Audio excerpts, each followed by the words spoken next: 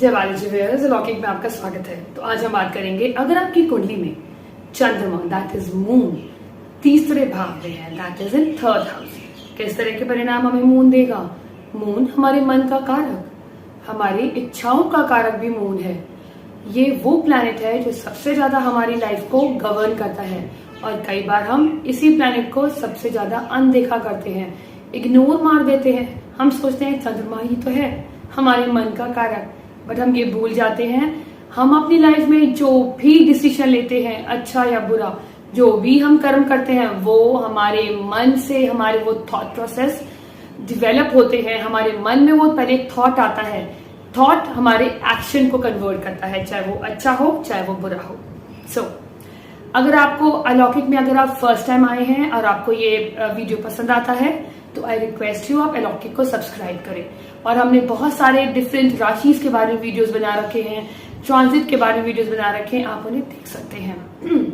चंद्रमा जो तीसरे भाग में, तीसरा भाग हमारे पराक्रम का, हमारे कार्य का, हमारे एफर्ट्स का, हमारे इनिशिएटिव का, हम अपना जो काम करते हैं उसमें हम किस तरह के हमारे इनिशिएटिव होते हैं। हम बहुत एग्रेसिव होके इनिशिएटिव लेते हैं या हम बहुत सोच समझ के हमारे इनिशिएशन होते हैं कोई काम करने के, चाहे वो कोई बिजनेस एंटरप्रेन्योरशिप हो, चाहे वो जॉब को सर्च करने का हमारा पराक्रम हो, हमारा करेज हो, हमारे एफर्ट्स हो, वो हमारे को थर्ड हाउस बताता है। Third house short distance travel है, थर्ड हाउस हमारे यंगर सिबलिंग्स है, मीन्स हमारे छोटे भाई बहन, वो हमारे थर्ड हाउस है। और थर्ड हाउस हमारे कम्युनिकेशन और बॉडी पार्ट में हमारे ईयर्स को, हमारे हैंड्स को थर्ड हाउस रिप्रेजेंट करता है। ये हमारी स्किल्स को रिप्रेजेंट करता है कि हम अपनी लाइफ में हमारे स्किल सेट क्या होंगे। हमारा फर्स्ट उपाच्य स्थान है, तो फर्स्ट हाउस ऑफ डिजायर्स है। तो यहाँ पर चंद्रमा जब थर्ड हाउस में बैठता है तो इन सब चीजों के रिजल्ट हमें चंद्रमा की कंडीशन से मिलते हैं। हो सकता है आप कई लोगों का चंद्रमा थर्ड हाउस में हो, बट चंद्रमा आपकी चंद्र राशि भी है, पर चंद्रमा आपके मन का कारक है। अगर हमें किसी के मन को समझना है, इंटरनली वो कैसा है, तो हमें चंद्रमा बताता है। किसी की आत्मा को समझना है तो वो हमारे सन की कंडीशन बताती है, वो किस घर में है और किस राशि में है।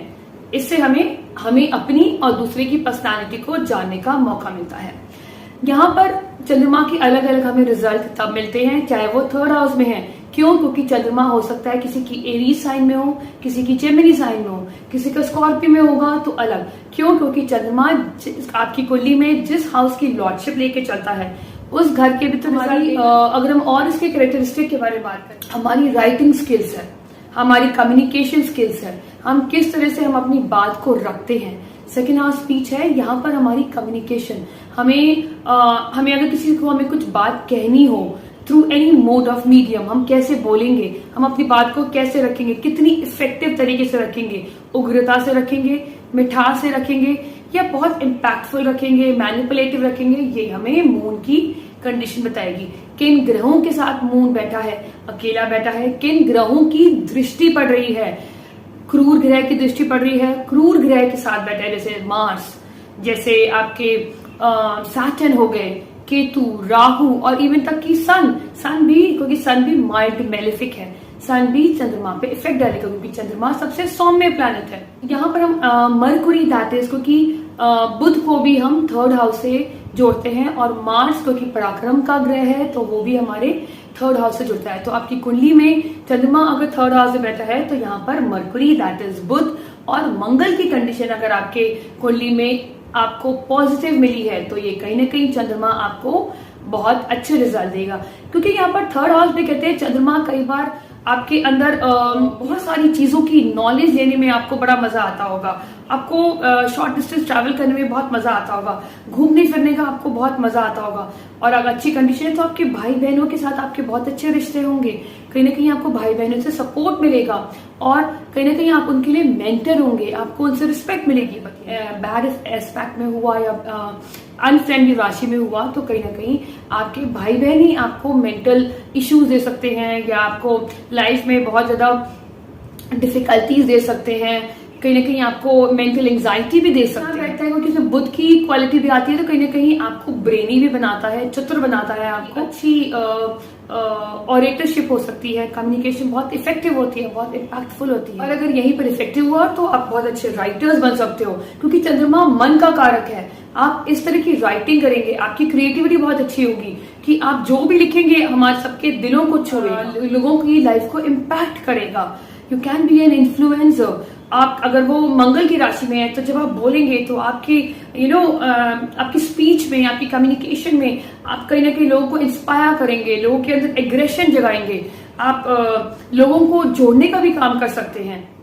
थर्ड हाउस हमारे मास मीडिया को भी, अगर आप देखते हैं कई लोग जर्नलिस्ट होते हैं जो अपनी बात को बहुत ही बेहतरीन ढंग से रखते हैं, उनकी बात में कहीं ना कहीं इम्पैक्ट होता है, या वो अपनी बातों से लोगों को छू लेते हैं, इम्पैक्ट करते हैं, लोगों को जागरूक करते हैं, उनका भी थर्ड हाउस बहुत स्ट्रांग होगा। अगर वहां पर मून बैठा होगा, एक अच्छी खासी कंडीशन होगी, सो दैट वो लोगों के मन को छूते हैं, लोगों को इम्पैक्ट करते हैं, उनकी बातों से चेंजेस आते हैं। अब कहते हैं क्योंकि चंद्रमा एक फ्लक्चुएटिंग प्लैनेट है, तो यहाँ पर जहां पर भी चंद्रमा बैठेगा कहीं ना कहीं अप एंड डाउन फ्लक्चुएशन आपको देखने को मिलेगी, चाहे वो आपके रिश्ते हो, चाहे वो आपकी कम्युनिकेशन हो, वो आपकी चंद्रमा की कंडीशन बताएगी। कभी तो आप बहुत ही गर्म जोशी से मिलते होंगे, और कभी कभी आपको लोग कहते होंगे आज इसको क्या हो गया।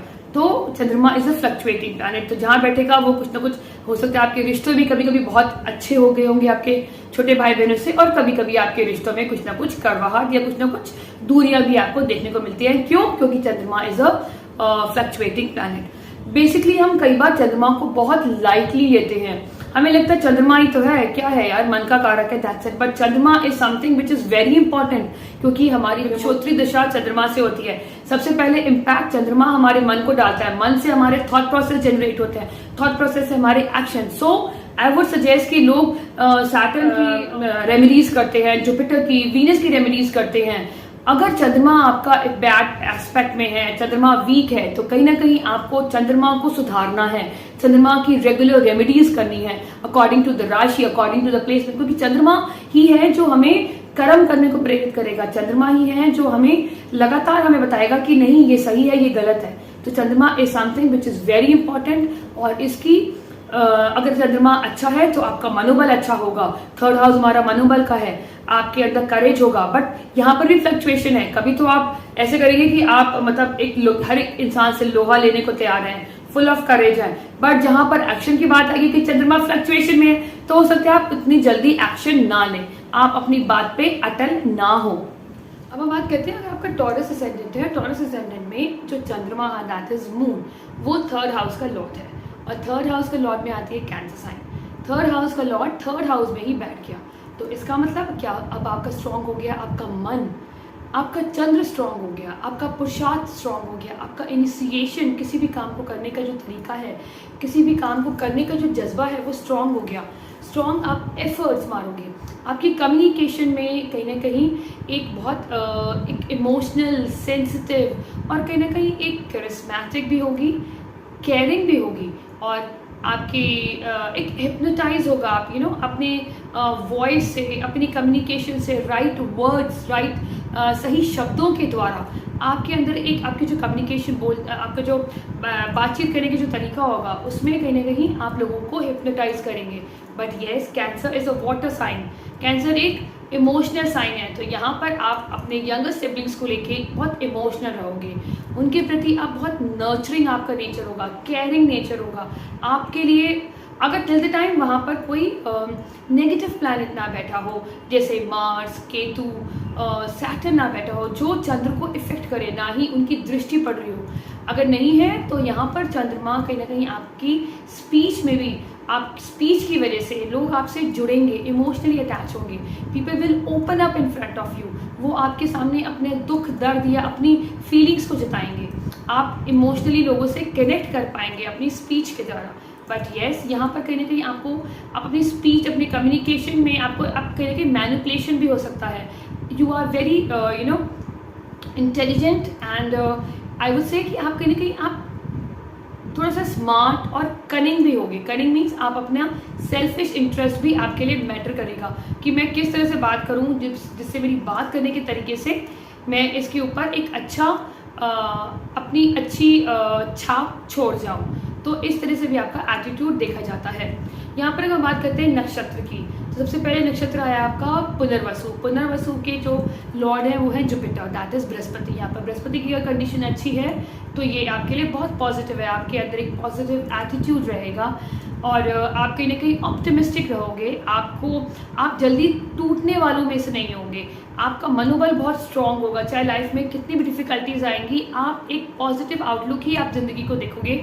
थोड़े हो सकता है कुछ टाइम के लिए आप हताश हो जाओ, but still you have that positive approach कि हाँ हम पॉजिटिव रहेंगे, हम इस चीज़ को ओवरकम कर सकते हैं। यहाँ पर आप अपने भाई बहनों के साथ भी एक बहुत अच्छे उनकी लाइफ के लिए एक इंस्पिरेशनल लीडर की तरह उभरोगे।